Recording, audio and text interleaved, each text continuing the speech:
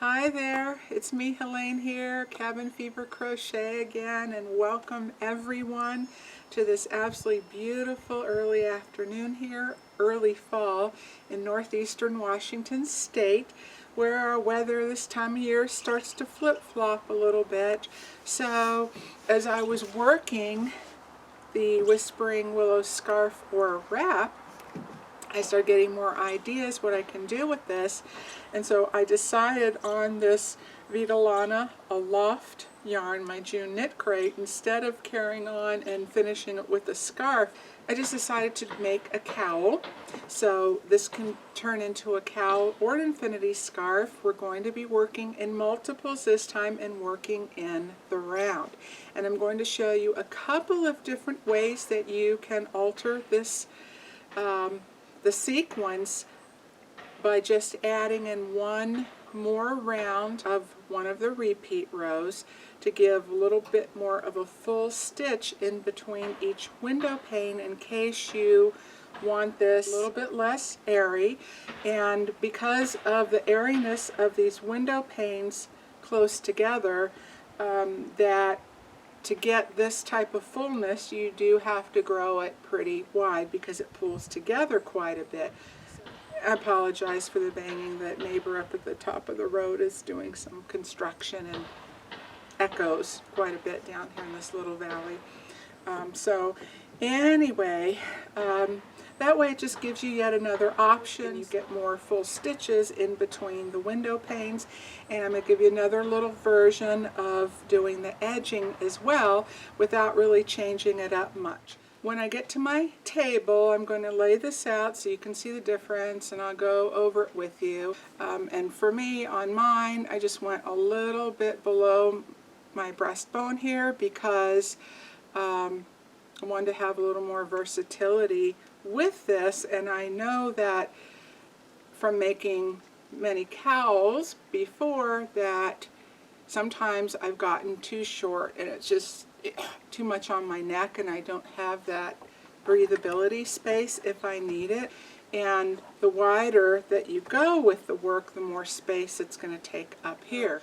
With this one, I can have it more squished and just kind of simply draped around my neck, such as this, and it becomes a nice accessory piece also. And then I can also kind of lift it and bring that loft back a little and just pull it just slightly back on my neck where I still have the drape and the warmth around me, but then I can also bring it up higher on my neck. I can take the two sides and tuck them a little bit so that I have this bit when the wind picks up. I'm outside and it's a little bit cooler. You can always take your jacket and zip it up to help secure that in place too.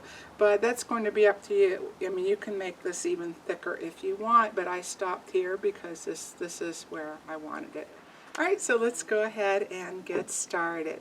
For those of you who are interested and would like to know the beginning circumference of my chain and the end of my work, the size of that, which is going to differ depending on the type of yarn that you use and the size of your neck, shoulders, your comfort, where you like it to fall, that sort of thing.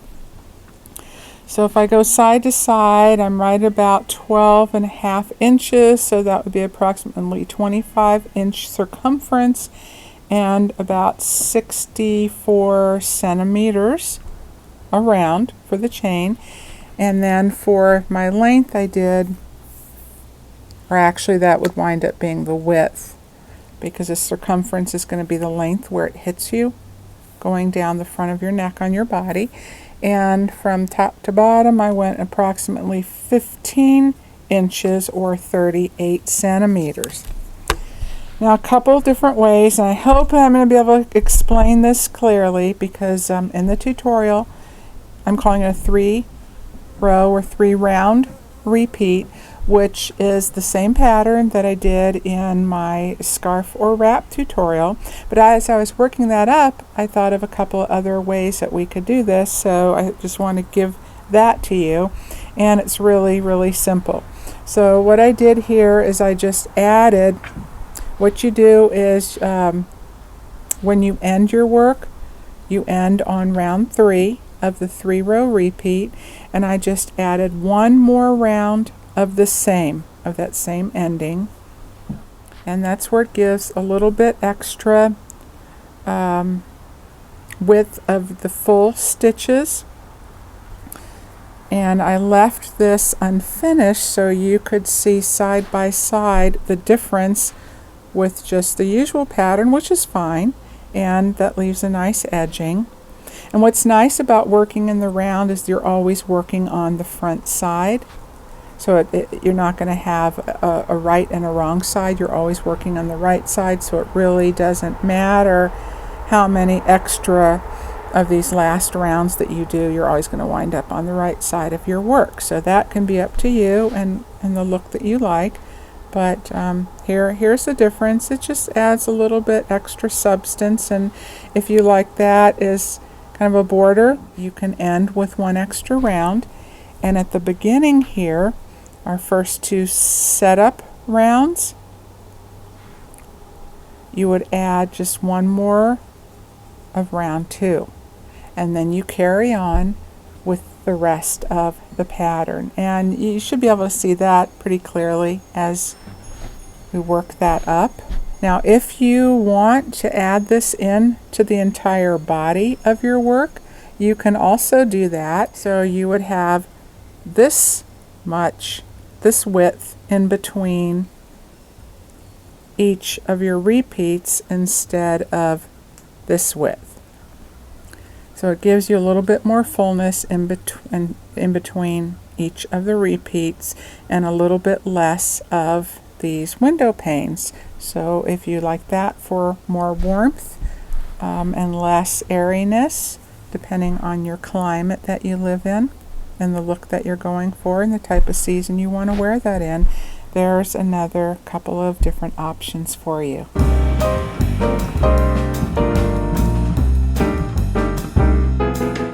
We're going to be working in the round and creating either a cowl or an infinity scarf.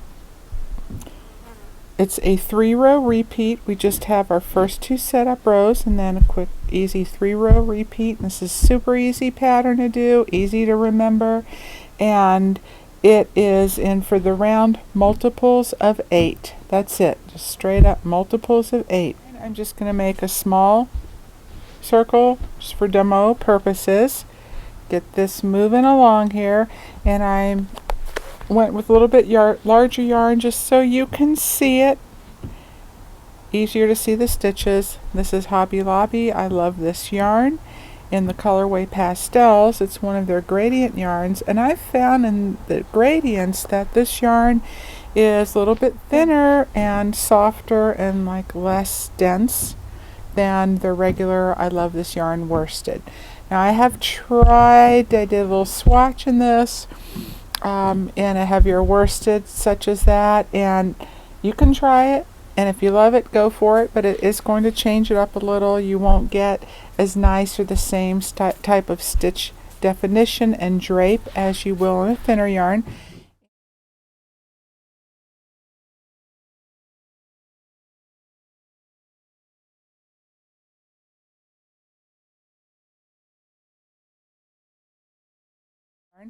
And this pattern works real well from anything from a lace super fine weight up to just an average at like a thinner number 4 or light worsted.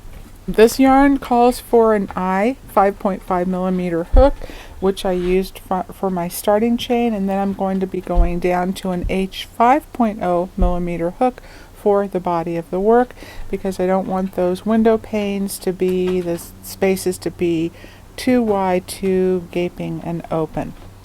Okay, so make your chain multiples of 8, however long you want to go. We're going to connect our ends, so you have to make sure that your chain is not twisted in any way.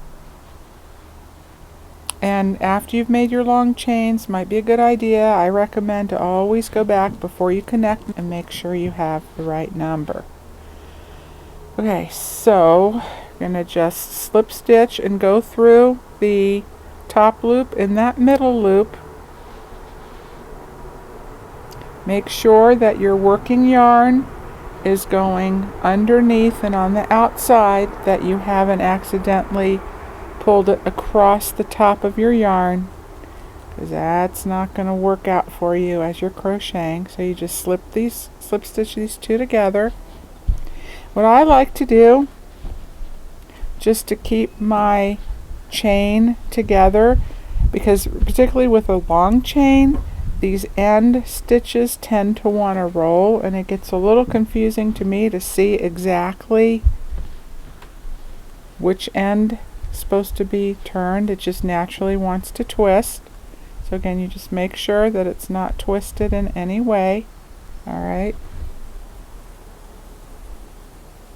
And a good indicator is that your tail is going to be on the bottom, but that all does tend to roll. So I just take a stitch marker and I go through my last two chains that I just made and connect those to the first two chains on the other side, just to hold those two ends together and keep them in the direction I want. Alright, so now I'm going to switch. Go back down. Alright, and now we're going to begin and do our first two setup rows, chain 3, which does count as your first double crochet, and then we're going to be working in this initial beginning chain into both that top and that middle loop. So work 1 double crochet in each of the next 2. And another tip, when you do your first yarn over and pull up your first loop, bring that loop up to the height of a double crochet, and do that on each double crochet around in your initial startup row, because what's that is going to do for you is it's going to help keep this chain flat, because this pattern creates its own kind of scalloped border which frames the face nicely, so it's going to be on both edges of your work going all the way around. And by pulling that height up, it's going to help to prevent this little edge from wanting to curl.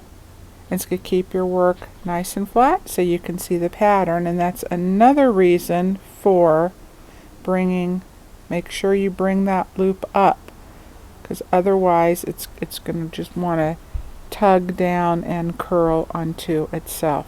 Okay, so did our initial chain 3 and then 1 double crochet in each of the next 2. Now you chain 2,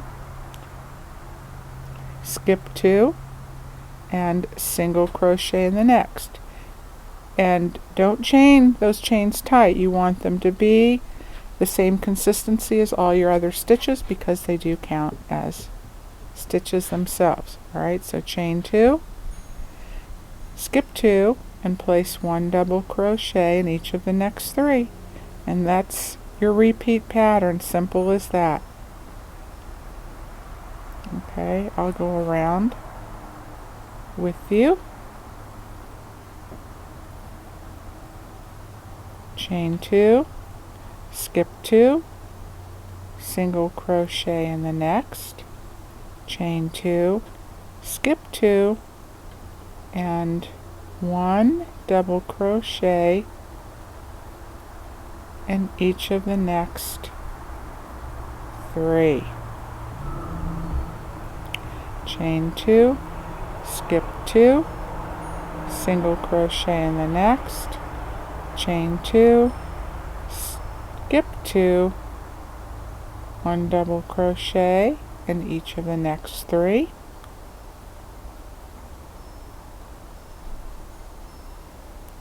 Chain 2, skip 2, 1 single crochet in the next. Okay, I've come around. So now what you will wind up with, 2 chains left. Okay, so you chain 2, skip those 2, and now we're going to slip stitch into the top of that chain 3, two ways that you can do this here. I'm going to show you the other. You can slip stitch right through that. Okay, top of your chain 3. So you can slip stitch. So now you have your full pattern that's going all the way around, and my stitch marker fell out, but this is where you can take it out now. It was just initially at the very beginning here, or you can leave it into the end. So a couple ways. You can chain 3 again to equal your first double crochet, and then you just go ahead and double crochet in each of the next 2 double crochets, and you would just continue doing this method all the way up, or you can do like I like to do and use that chainless double crochet starting chain method. It's a little tricky, and you'll see me do this in a lot of the patterns, and I'm going to show you real quick, and I will leave the link below. Yay, Y-A-Y, yay for yarn. And she does a really great demo on that and shows both the single, half double, and double crochet, which the double is much easier. So what I do is I just draw the loop up to about double crochet height, take the hook off, come around back over top of your work, put your hook through the top of your chain 3. Okay, then you bring the loop back around, make sure you have the end that slips back and forth on the loop, put that on top of your hook, bring that through those stitches. Okay, now you take your hook, place your thumb or your forefinger just to secure the loop on your hook. Take it, wrap it around backwards, and you're going to have to go back through the top of your 3rd chain up, and then you yarn over, pull through, yarn over, pull through the first 2 and around the loop on your hook. And here's where I can kind of rock it back and forth and cinch it down. Then you yarn over and pull through the last 2. And that counts as your chainless double crochet. Right, so now we're going to double crochet in the next 2. And if you want to use that stitch marker till you get used to this way of doing it, you can pop that into the top 2 loops so they don't kind of get shrunk down a little, so you'll see exactly where that you're going to place the next chainless double crochet as you come around. I'm going to do that every single round. Okay, so now we're chain 2 and we're on round 2 of our setup rounds. Skip these 2 and single crochet in the single crochet, chain 2, skip the 2 and double crochet one in each of these 3 double crochets. Easy as that. Chain 2, skip 2, double crochet, or excuse me, single crochet in the single crochet, chain 2, skip 2, and place 1 double crochet in each double crochet. And that's your repeat all the way around.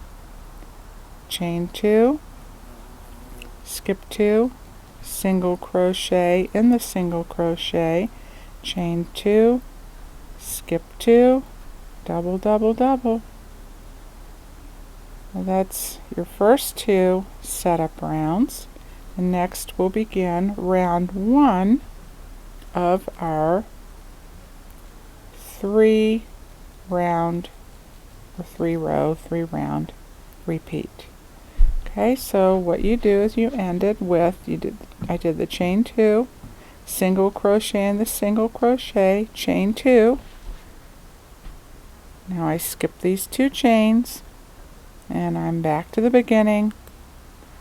Do the same thing. You can either chain up your 3, but because they're not full stitches, and I left this in here. I just want to show you, you know, you can tell, and particularly as your work grows, then it's going to look like a string going up to the top, because we're not, you know, chaining one or chaining two. You're not going to see that join and that jog quite as much, but I like this because it resembles a full stitch, full double crochet more than anything else I've seen. But if you're not comfortable with this and you just want to, you know, not fiddle with it and get it done, you can by all means do your chain 3. Okay, so I'm going to show you one more time. You go through the back of those 2 loops with your hook. Yes, it's a little fiddly, but I just like the look of it, the end result. So much better. It's only 1 stitch out of all, so you of each round. So you need to turn your loop so the part where it slips from is on top of your hook. And pull that through, and it's easier once you get going. Sometimes you might have to pull that up a little bit higher. Okay, turn your hook downward, go around in front of the loop on your hook and back, and go back through the top of that chainless double crochet, yarn over and pull up a loop, yarn over, you're going to pull through the first and go back around that loop on your hook, yarn over, pull through 2, and again double crochet in each of the next 2 double crochets.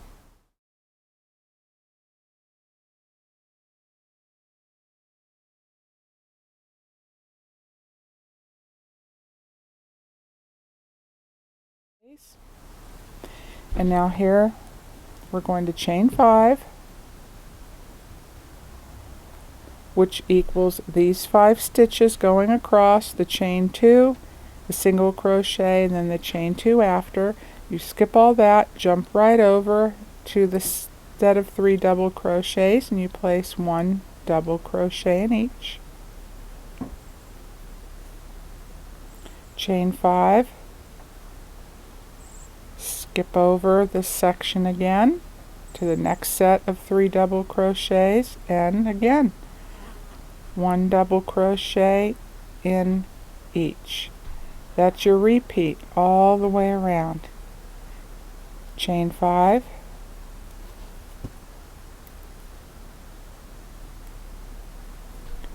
jump over the double crochets and double, double, double.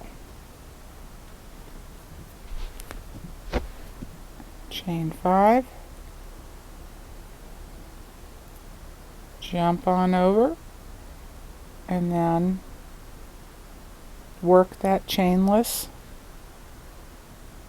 Go right back into, either you slip stitch into your chain 3, or here's where you would stop. Take the hook off your loop and go in from back to front into the top of that chainless double crochet, and start the next round. So just for kind of convenience of time, I'm going to do the chain 3 here just so we can keep moving along. Alright, so after you chain 5, then you would slip stitch into the top of your chain 3 if that's the method that you're using, and then chain 3 again, place 1 double crochet in each of the next 2. Now here you're going to chain 2, skip the first 2 chains and single crochet into the top loops of that 3rd middle chain. Chain 2, skip those 2 chains and double, double, double. Now I explained this in my other video, but in case you haven't watched that and you want to make this project, you know, if it, depending on the type, it looks like a bracelet. Depending on the type of yarn that you're using, it might be difficult to I could have shown you that on the next. Oh well. Might be difficult to put your hook through both of those loops, and if you really need to, you can go around and do your single crochet this way, and it doesn't change the pattern dramatically. But what I found and practiced, and I did both, is by going through the actual stitch, it anchors your stitch in place instead of wrapping around, which it can slide either way. That single crochet can slide back and forth either way. It anchors it, and it also gives a nice, interesting, adds a little more interest, and gives this kind of lattice effect going up, and because you just get more of a stitch, a little bit different here. So that's why I prefer going through that chain. See, I'm going to show you. Okay, I chained 2, and now if you just single crochet around, now watch. See what I mean? Like it can kind of migrate, move on you, and slip one way or the other. This way it just gives you that definition and separation. Okay, so I've chained 2, skipped 2, single crochet into that third middle chain, chain 2, skip the next 2, and double, double, double. Now this is round 2 of your 3-round repeat. So you can see, you know, like I don't know if you noticed the difference, but when I chained around it, it just drew it up much higher, and is how I like to describe. By going through the stitch, it gives more of an arch rather than an arc. Okay, chain 2, skip 2, single into that middle third chain of your 5,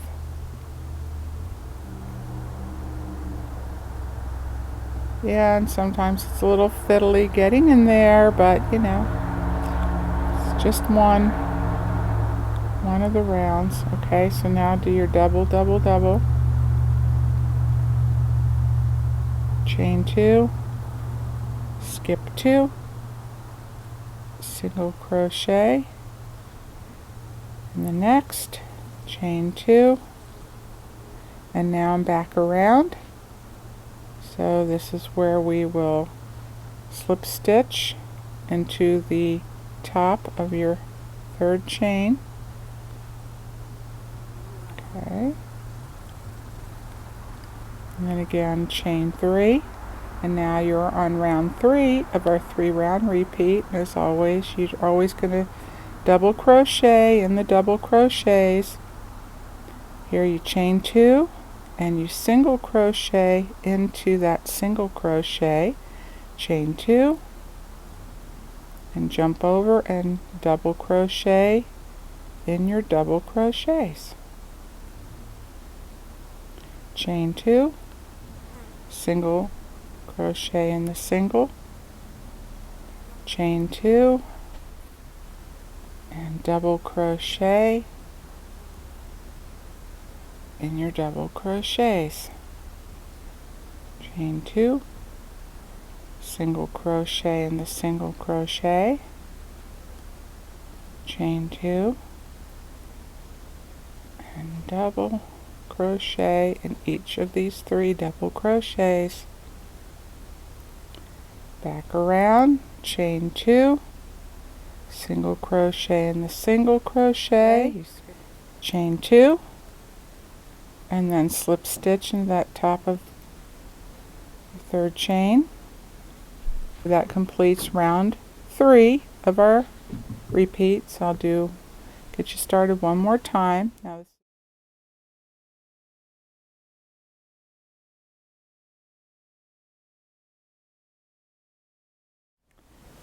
chain 3 for your double crochet, and double crochet in each of the next 2 double crochets.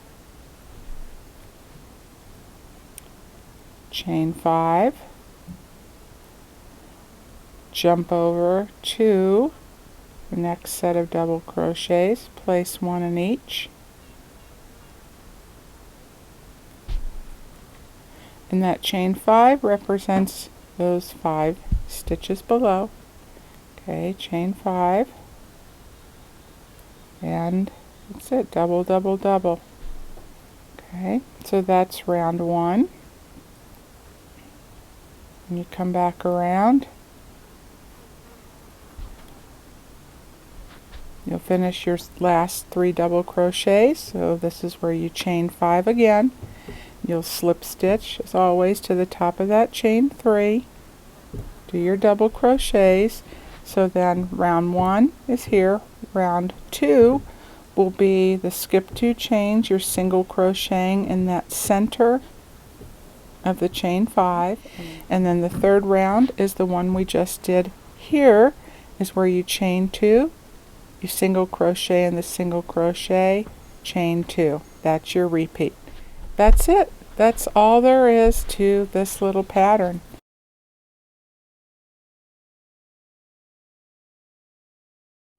Okay, well, I hope you enjoyed this. Have fun making it.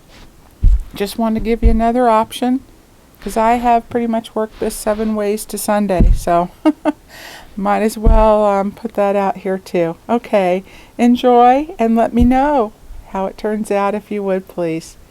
Thanks so much, and I will see you soon. Bye!